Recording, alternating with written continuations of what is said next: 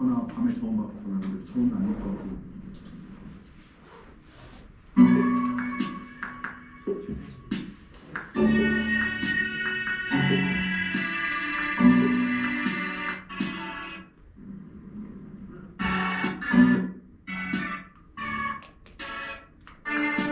지금은 한 12시 다 됐잖아요.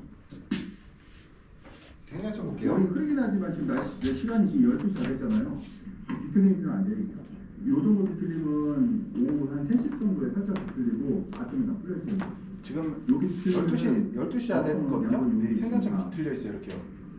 안 하고 멈춰있는 상태고 초장 토마토하고 오이하고 전부 다 전반적으로 생장점이 뒤틀렸다는 얘기는 광합성 양분에 여력이 있다는 얘기가 있대요. 근데 한낮에 여력이 있으면 안 되죠. 그때 다 소모돼야 되는데 뒤틀림이 약간 살짝 있어야 되는데 뒤틀림이 강하다는 얘기는 양분을 소모 못하고 계속 남아있다는 얘기가 되거든요. 품종이 뭔지 모르겠네. 여기 보면은 원래 여기 보이잖아요. 이거 지금 이것도 많거든요. 이거 지금 잎에도 지금 화만 꽂나 이거 놔두면 열매가 작아져요. 그래서 그래갖고 보는 것 바로바로 집어야 돼. 이걸 많이 나오는 것들도 여기 보면 이게 다 뒤틀렸잖아요. 이렇게 이제 이 뒤틀렸죠. 이렇게 물이 지금 너무 많아갖고 그럼 뿌리도 이렇게 되면 뿌리도 안 좋아요. 그래서 전반적으로 뒤틀려 여기도 다른 분들 얘도 지금 여기도 보면 지금 뒤틀려 있죠. 지금 다 뒤틀리면 빼잖아요. 예. 올 맞거나 밤에 저온 맞거나 근데 저온 아닐 것 같고 뒤틀리면 여기 생장점으로 뒤틀려 있잖아요. 거기다 이쪽으로 이렇게 되면 안 된다. 이게 안 되고 뒤틀리는 게 살짝 초전화 때 맛하고 풀려 있어야 되고 한 3시 정도에 뒤틀려 있어야 돼요. 3시에 살짝. 아니 저기 물 일찍 끊어야 됩니다. 그리고 이렇게 겹지 보면 돌리고 있나? 그리고 이게 하나 왜 열고 닫고 얘네를 왜 가져가면 다 가져가고요. 네? 예, 그렇죠. 잘못 나왔습니다. 지금 생장점 뒤틀렸잖아요. 이거 제가 볼 때 커튼을 안 닫는 것 같아요. 밤에 여기도 확인해봐야겠다. 커튼 안 닫는 것 같아요. 커튼을 안 닫게 되면 생장이 뒤틀리는 이유가 생장점보다 빨리 떨어지면 양분 이동이 안 돼 버리거든요. 그러면 그 뒤틀림 현상이 오래 유지가 돼요. 잎에도 잎 나오고 있어. 되게 안 좋은. 잎에도 잎이 나오는 것도 굉장히 안 좋은 현상이고. 잎 나오고 있어. 잎에도 잎 나오고 있어. 이게 지금 양분 소모가 다 일로 가고 있거든요. 지금. 과일로 갈 양분을 갖다가 잎에 소모하고 있는 모습이에요. 여기도 보면 여기 잎이 나오고 있고. 그러니까 나무가 좋다고 해서 좋은 게 아니에요. 나무가 좋아도 이게 여기 밤에 커튼 안 닫죠? 키 170에 여기 이제 보니까 생장점 안 닫는 것 같아. 지금 생장점 지금 뒤틀리고 지금 약간 티번 비슷하게 오고 있거든요. 이거 티번 오고 있잖아요. 이거. 티번 왔어요. 이거. 끝 살짝 탔거든요. 내가 밤에 문 안 닫는 것 같아. 스커트는. 전반적으로 지금 여기 얘 방울토마토잖아요. 얘는. 근데 봐, 잎 나오고 봐요. 안에. 원래 방울토마토는 큰 방울토마토가 이게 그래요. 잎 나오고 지금 여기 잎 나오려고 지금. 잎 튀어나오고 얘가 튀어나오고 있는 지금. 여기 내가 볼 때 봐도 커튼도 안 닫고 커튼 안 닫으면 잎에서 양분이 안 가고 머물러 있거든요. 그러면 이 뒤틀림 심해지고 물은 많이 주고 있는 것 같고 밤 늦게까지. 물 많이 주고 커튼 안 닫고.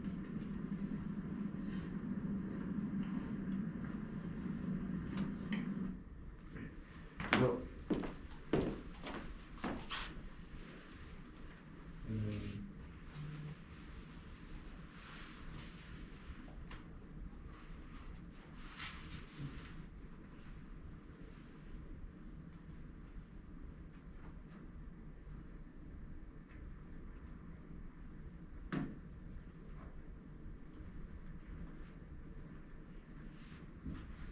지금 보면은 이게 이거 볼게요. 밑에 사진부터 볼게요. 예, 지금 호르몬 장애가 나왔어요. 이렇게 호르몬 장애가 나오고, 근데 호르몬 장애가 왜 나왔을까를 볼게요. 호르몬 장애 하면 호르몬을 잘못 쳤을 때 나온다고 하잖아요.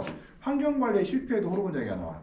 그래서 보면은 그래서 이 호르몬 장애 나와서 이제 다른 입의 상태를 보게 되면은 잎의 모양, 색깔이라든가 이런 증상을 보게 되면은 저온하고 결로 피해가 굉장히 심한 종장이거든요. 저온을 받았다는 얘기가 돼요. 그래서 일단 결론도 나오고 저온도 야간엔 춥고 낮엔 뜨겁고 한 상태가 되고 저온 피해를 받았고요. 그래서 제가 그 진단 내는 게 뭐냐면은 이게 보게 되면은 이 상위엽이 뒤틀리고 하엽이 뒤틀리고 퇴색되었다. 이거는 뭐냐면 생장점이 뒤틀렸다는 얘기는 호르몬 장애고 밑에는 저온 장애 및 결로가 발생했다는 얘기가 돼요. 그래서 이것을 저온으로 하엽이 경화되고 뒤틀렸고요. 결로에 입이 타고 퇴색됐고요. 저온에 의해 강한 스트레스를 받고 나서 생장점에 냉해를 받고 나서 2차적으로 호르몬을 처리했기 때문에 토르마토톤이라는 척과제를 처리했기 때문에 그에 의해서 호르몬 장애가 받았다는 거예요. 그러니까 이게 순수하게 만약에 그냥 건강한 상태라고 하면 호르몬 장애를 안 받았을 텐데 이런 경우에는 강한 저온 저항을 받고 나서 이제 나왔다. 그래서 기술적으로 할 수 있는 게 뭐냐면은 일단은 건조, 과습, 저온 등 일단 장애를 받고 나면 호르몬 사용을 하지 말아라는 얘기예요. 장애를 받고 나면 절대로. 그럴 때 식물체가 약해진 상태거든요. 보세요. 내가 춥거나 아니면 덥거나 해서 어떤 장애를 환경적으로 되게 안 좋아지면은 인간도 마찬가지로 내 몸에 있는 에너지를 사용해서 우리 대응을 하거든요. 그러다 보면은 인간의 면역 체계가 무너져요. 우리가 덥거나 추우면 병이 잘 걸리거든. 얘도 마찬가지로 이런 장애를 받고 나면은 양분이 그에 사용되고 그러다 보면은 이런 호르몬에 대한 호르몬이 들어왔을 때 그거에 대한 피해가 클 수 있다 오는 거예요. 그래서 호르몬은 식물체가 건강할 때만 사용하라는 거고 건강하지 않으면 사용하지 말아라는 거죠. 그래서 제가 7월, 8월 달에 고온 피해 받은 사람들한테 억지로 호르몬을 치려는 사람들이 있어요. 치지 말라고 그랬어요. 그 이유 중에 하나가 지금 호르몬 고온 피해로 인해서 식물체가 약해졌는데 여기다 호르몬을 치게 되면은 분명 호르몬 피해 날 확률이 굉장히 올라간다. 차라리 그냥 방치해라 이거예요. 호르몬 착화시키려고 하지 말고 그냥 놔두라는 얘기죠. 그래서 그다음에 뭐 저온이 결로가 생기지 않게 난방관리 잘하라는 얘기고요. 야간에 최저 기온 12도 이상 관리하라는 얘기고요. 저온 받지 않게 이거 일정되면 그래서 항상 그 호르몬 장애는 농약 피해를 봤을 때 그 농약의 사용 종류나 방법에 갖고도 장애가 올 수도 있지만 실제로 식물체 환경에 의해서 식물체가 약해진 상태에서 장애가 올 수도 있다는 거예요. 이것들이요. 그 다음에 이렇게 보면요, 이게 이제 연맥이 노랗게 변하고 있죠. 이게 이제 후기 증상이고 초기에 보면요, 이렇게 연맥이 노래져 이렇게. 그러면 농약방 가면은 이제 무슨 이제 뭐라고 하냐면 뭐 세균병이니 뭐 별 얘기를 다 하거든요. 근데 별로 우리가 토마토에서 세균병 나올 일이 별로 없어요. 우리가 몇 가지 알려진 세균병 몇 가지만 있고 그렇게 이 정도 증상들이 나타날 게 별로 없거든요. 오이도 마찬가지. 그래서 우리가 왜 그런가를 봤더니 그 염소계 소독약 피해라는 거예요, 이것들이요. 그러니까 지금 이제 농약방 그러니까 정식 농약 그 처방전을 내려주는 그런 가게에서는 이런 걸 잘 안 하는데 요새 보따리 장사 중에서 일부가 이제 염소계 약제를 갖다 파시는 분들이 있어요. 염소계 약제가 곰팡이나 세균을 죽이는 데 좋긴 한데 중요한 게 있죠. 염소계 소독약은 생물 전멸제라는 거. 모든 생물을 다 죽여요. 사람도 죽이고 동물도 죽이고 바이러스도 죽이고 곰팡이도 죽이고 세균도 죽여요. 그러면은 이게 그러면 식물한테 피해를 준다는 얘기가 되죠. 결론은 모든 생물을 다 죽이니까요. 그러면 이게 연맥을 따라서 염소는 이게 물을 따라서 연맥으로 갈 수가 있어요. 근데 염소하고 엽록소하고 만나면은 엽록소가 파괴가 되기 시작해요. 그때 발생하는 것이 이 증상들이. 이거 보고 이제 답답한 게 농약방에서는 무슨 세균병이니 면이 영양결핍이니 별 얘기를 다 하는데 영양결핍이 이렇게 나올 영양결핍은 없어요. 이렇게 영양결핍 절대 나오지 않아요. 이게 주변에서 연맥은 주변이 노래지지 연맥 자체가 노래지진 않거든요. 그리고 저희가 이제 그거를 봤더니 이제 논산 뭐 부역 이게 엄청 많아요. 근데 그 중에 한 건만 제가 갖고 온 건데요. 논맥에 노란 점이 생기고 이끝 증상이 심하면 이끝이 타고 그래서 원인을 찾아봤더니 세균병 및 곰팡이병 예방을 해서 염소 성분이 포함된 소독약제를 살포했던 것들이 문제가 됐고, 그래서 염소가 포함된 소독약은 토마토, 뭐 오이, 뭐 파프리카, 딸기에 등록된 시험 성적이 없다. 우리가 알고 있거든. 상식적으로 염소가 곰팡이를 죽일 정도 농도라고 하면은 식물체에 피해를 준다는 걸 알고 있어요. 그래서 우리가 굳이 그거를 사용하지 않죠. 소독약 중에서 제일 싼 게 염소예요. 과다한 수도가 훨씬 비싸요. 염소가 제일 싸고. 그래서 우리가 이제 그 소독약으로 쓰는 게 있거든요. 그러니까 작물 재배 중에 쓰는 소독약이 있는데 뭐 엔도산이라든가 후아산이라고 하는 과산화수소 계통 약재가 있어요. 요건들은 우리가 재배 중에 계속 물과 함께 넣어주는 약재들인데 요것들은 가격이 비싸요. 1리터에 보통 한 24, 5만 원 하죠. 20리터에 24, 5만 원 하거든요. 이거 굉장히 비싸죠. 근데 우리 염소 소독약은 아시다시피 1리터에 만 원? 20리터에 만 원밖에 안 하죠. 이것들이요. 한 통에 해봐야 업소용 걸 파면 굉장히 저가 약인데 우리가 왜 안 쓰겠습니까? 염소 소독약을 이렇게 좋으면은 우리가 쓰지 온실에서. 근데 대형 농장에서 안 쓰는 이유는 식물체에 피해를 줄 수가 있어서 우리가 웬만하면 쓰질 않고요. 이 염소 소독약은 사람한테도 피해가 있어요. 이게 여기서 발암 물질이 나오거든요. 염소하고 유기라고 만날 때 그 나오는 물질들이 있는데 이게 발암 물질들이에요. 그래서 저희가 염소 소독약 온실에서 사용하지 않는다. 거. 근데 의외로 많아요. 이렇게 염소 쓰시는 분들이 꽤. 그다음에 이제 이렇게 보면은 이제 이 끝이 타는 여기도 보면은 잎이 이렇게 타요. 그래서 이분들이 무슨 약을 썼나를 확인해 봤어요. 그랬더니 저희는 냄새가 딱 맡아보니까 유기인계 약재 냄새가 나더라고요. 들어가 보면은 무슨 냄새냐면 약간 화한 냄새라고 해야 되나요? 약간 그 마늘이라고 해야 되나? 그래서 화한 냄새가 있어요.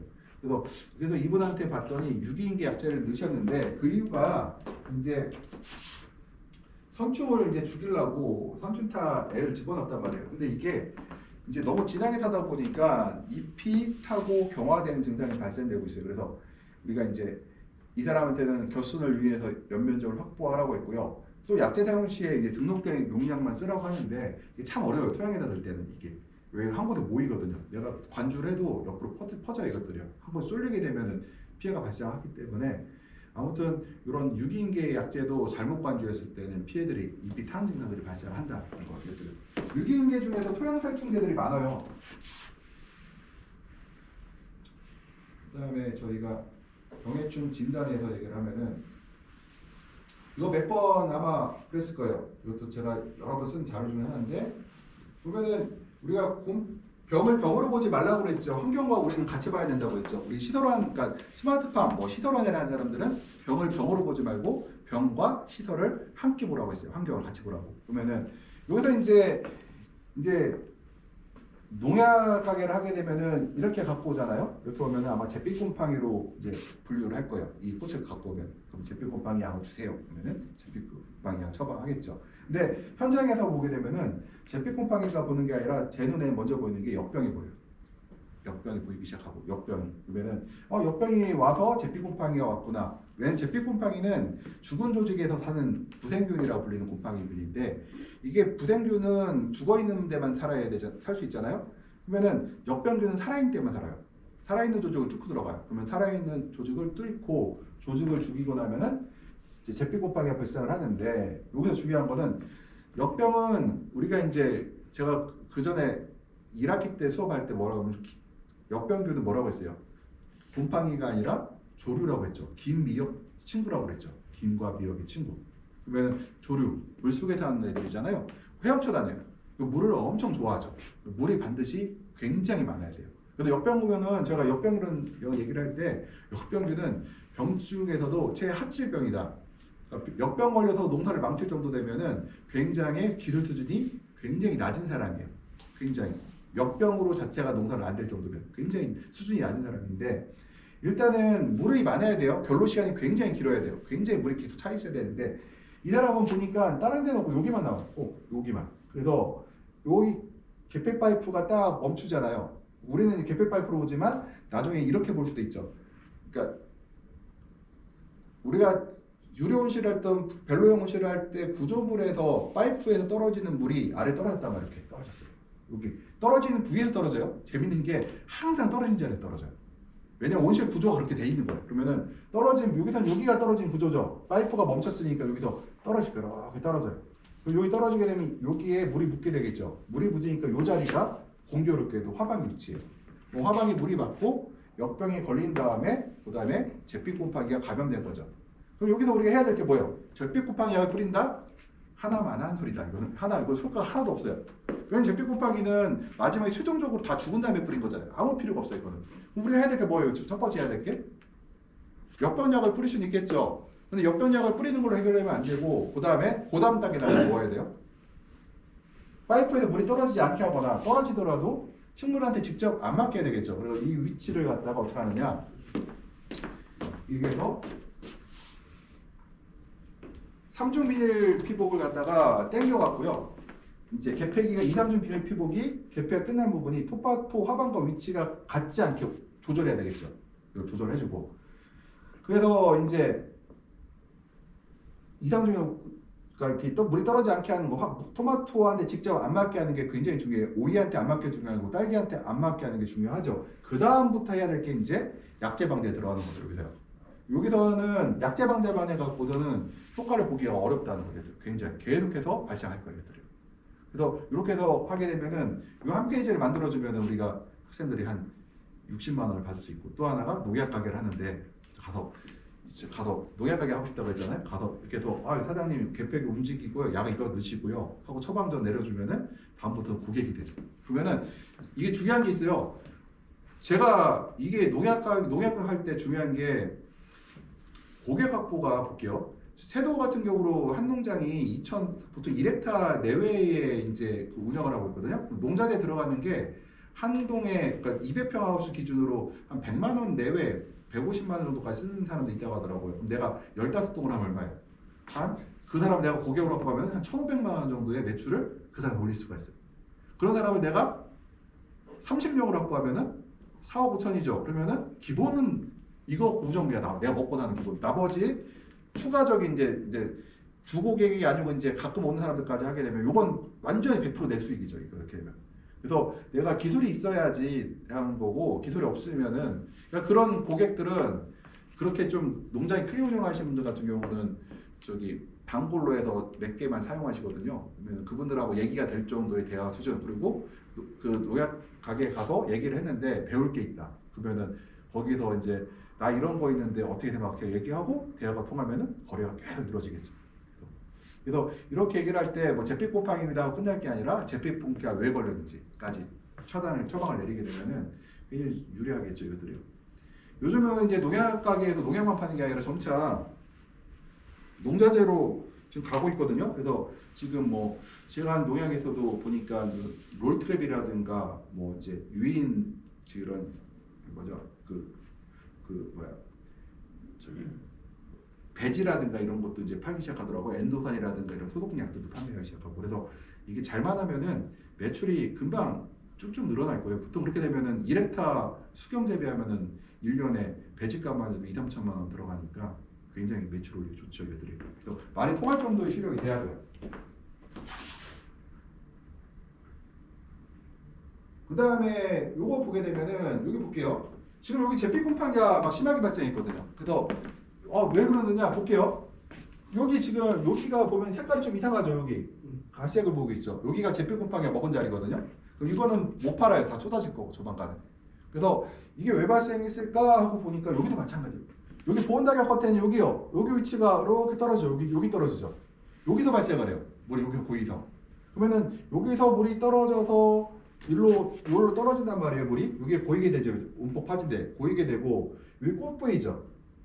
꽃이 죽은 토마토는 큰 토마토가 꽃이 이런 꽃받침에 끼는 경우가 있어요. 여기 끼게 되면은 꽃받침이 죽은 조직이 돼요. 그럼 죽은 조직하고 물하고 만나면 뭐가 생겨요? 곰팡이가 생기죠. 곰팡이가 생긴 다음에 파고 들어가는 현상들이에요. 이거들이요. 그래서 여기서도 마찬가지로 제필 곰팡이 진단은 맞지만 지금 제필 곰팡이하고 해결되느냐? 그거는 이제 3중 그러니까 우리가 3중 비율 포복인데 3층에 보온작용이 있고요. 보온작용이 개폐가 끝난 부분이 바로 물이 떨어지게 되고요. 물이 떨어져서 이제 그 과일의 그 어깨 부분에 이제 물이 고이게 되고 물이 고인 것들이 바로 이제 제필 곰팡이로 연결됐더라는 거 이것들이요. 그래서 여기서도 마찬가지로 첫 번째 해야 되는 게 보온작용 커튼의 위치를 조정해야 되고요. 멈춘 자리를 하고 그다음에 결로로 이제 물이 떨어져서 죽은 조직 그러니까 제거하고 그래서 다른 병이 이제 옮기지 않도록 우리가 이병주를 제거해 이병된 과일들을 바깥으로 꺼집어내야 되겠죠. 왜냐면은 이병된 걸 놔주게 되면은 곰팡이 포자가 공중에 비산하게 되고요. 그러면 밀도가 높아지면은 아무래도 다음번에 병이 더 나올 확률이 올라가거든요. 이것들이요. 그래서 이것들도 제필 곰팡이로 보면 안 되고 항상 왜 잿빛 곰팡이가 발생했는지를 찾아봐야겠다고. 이거는 제가 25년 다니면서 처음 본 거예요. 그래서 제가 재밌어서 찍었던 사진인데 쥐며느리가 토마토를 가해한다는 얘기는 내가 처음 봤어요. 그래서 야 이게 진짜 쥐며느리가 피해를 주느냐 봤더니 진짜 피해를 주고 있더라고. 여기 보면은 쥐며느리가 이렇게 가해한 흔적이 이렇게 그리고 과일을 파먹더라고요. 누가 봐도 파먹었죠. 파먹은 적이잖아요. 그래서 야 이럴 수도 있느냐 봤는데 중요한 건 밀도더라고요. 이게 밀도가 올라가니까 이상한 짓을 하더라고요. 쥐며느리가. 그래서 이 사람이 언제 무슨 일이 생겼냐면은 원래 쥐며느리는요 습도가 높은 포장에 자라요. 유기물이 많고 습도가 높아야 된다. 근데 이 온실에서 얘기를 들어보니 그 전에 비가 많이 와서 여기 한번 잠겼다네요. 그리고 잠긴 다음에 여기다가 심었대요. 그러면은 잠겼으니까 어때요? 습도가 높겠죠. 플러스 주변에 있는 그런 숲을 그런 뭐라고 하죠? 농작물 찌꺼기라고 하잖아요. 이런 유기물들이 오버를 갖다가 그냥 로타를 치고 심었대요. 그랬더니 이렇게 지면을 대발생을 했더라. 그래서 제가 이거를 이게 이제 지금 이제 요게 습이 많으면은 이제 많이 발생을 해서 결론을 내린 게 뭐냐면은 일단은 이제 비닐을 벗겨서 땅을 말리자. 그러면 아무래도 습한 걸 좋아하지 않으니까 건조한 걸 싫어하는 애들이니까 아무래도 밀도가 떨어지지 않겠느냐 해서 이제 처리를 했어요. 얘들이요. 재밌는 게 이런 쥐며느리가 공벌레하고 쥐며느리하고 차이가 있는 거 아세요? 찾아보니까 공벌레는요 토양 유기물만 먹는데 쥐며느리는 밀도가 높아지면 식물체에 가해하기도 한대요. 그래서 공벌레는 공처럼 말 수 있대요. 이제 쥐며느리는 공처럼 말지 못한다. 그냥 참고로 알게 되요. 이런 경우도 있더라. 그래서 그 다음에 쥐며느리는 흐린 잿빛인데 공벌레는 진한 잿빛이고 저도 이것 때문에 그 쥐며느리하고 공벌레 공부를 해봤거든요. 이것 때문에 쥐며느리는 달의 갑옷 바깥쪽에 나와 있지만 공벌레는 안쪽에 있고 이건 잘 모르겠어요. 네. 쥐며느리 한쪽 꼬리 끝에 한 쌍이 달 많이 들어가 선명하지만 공벌레는 꼬리만을 찾을 수 없음. 그래서 일단은 이런 일이 있었고 그래서 별의별 일이 다 있거든요. 이것도 있어요. 노래기. 이거는 아까 그냥 공주고 얘는 그 부여의 그 세도의 동살이라는 곳에서 발생했던 사건인데 이게 보시면은 여기가 쥐며느리 이렇게 있죠. 쥐며느리가 식물체를 가해하고 있어요. 이렇게. 그래서 얘도 노래기가 토마토 식물체를 가해한다는 보고가 없었거든요. 저는 그래서 실제로 그거 없다. 외국 사례를 찾아봤더니 있긴 있더라고요. 근데 아주 흔한 사례는 아니기 때문에 우리 일반적으로 보지 못했고 요 시기가 여기도 마찬가지로 제가 이제 이 농장을 확인해 보니까